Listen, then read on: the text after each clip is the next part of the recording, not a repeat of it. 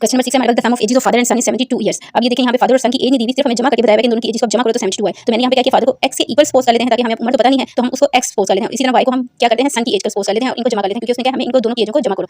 x मैंने suppose कर लिया है फादर की एज, सन की एज y सपोज कर लिया है, दोनों में बीच में प्लस का साइन डाल दिया है ताकि इनको जमा करेंगे तो हमारे पास एज बन जाएगी 72 इयर्स। नेक्स्ट अब तेरा 6 इयर्स अगो, 6 साल पहले। अगर पहले की बात करेंगे तो हम क्या करेंगे, माइनस करेंगे ऑब्वियसली। 6 साल पहले बाप की उम्र, ठीक है, 6 साल पहले फादर की उम्र। तो जिस तरह हमने फादर की उम्र क्या सपोज की थी, x सपोज की थी, तो x में से आपने ये वाला 6 माइनस कर देना है।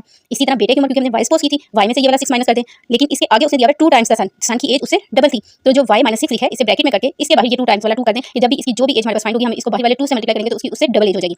क्वेश्चन को समझना बहुत जरूरी होता है, समझ के करेंगे तो ये आपको क्वेश्चन कभी भी पेपर्स में नहीं भूलेंगे और आपसे मिस्टेक नहीं होगी, इसलिए इसको मैंने बहुत वजाहत के साथ आपको एक्सप्लेन कर दिया है। उम्मीद है आपको क्वेश्चन अच्छे से समझ आ गया होगा। चैनल को लाइक, शेयर और सब्सक्राइब कर दिया करें ताकि आपको बेल नोटिफिकेशन टाइमली मिल जाए। आइए कॉपी पे चलते हैं, देखते हैं हमने इस क्वेश्चन को अब कैसे सोल्व किया है। इसको 1 बाय 1 करके क्वेश्चन नंबर 6 को हम सोल्व करते हैं। इसके सारे पार्ट, लेट्स फादर एज, जैसे कि मैंने कहा था x के बराबर इसको सपोज कर लिया है, सन की एज जो सी है y के इक्वल सपोज कर लिया है। अकॉर्डिंग टू कंडीशन हमारे पास क्या थी, दोनों को हमने जमा करना था, x + y = 72 आ गई। 6 ईयर गो x - 6, और इसी तरह सन की एज जो सी थी 6 ईयर गो y - 6, और उसके बाहर ये 2 मैंने लिख दिया, ठीक है। x - 6 फादर की एज, क्योंकि उसने कहा था माइनस करना है, सन की एज में भी 2 बाहर लिख के y - 6 कर लिया, दोनों को इक्वल रख लेते हैं। x - 6 = y - 6, ठीक।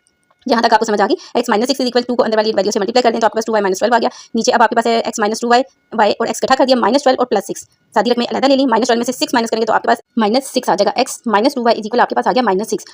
अब स्टेटमेंट 1 जो थी x + 72, और स्टेटमेंट 2 ये हमारे पास होगी x - 2y = -6। स्टेटमेंट 1 हमारे पास कौन सी थी, जो हमने ऊपर स्टेटमेंट खुद बनाई थी ना, x + y = 72, जो उसने हमें क्वेश्चन में दी थी कि बाप बेटे की उम्र जमा करो तो आपका 72 है। तो इसको इसमें से अब हमने स्टेटमेंट 1 को स्टेटमेंट 2 से माइनस कर लिया।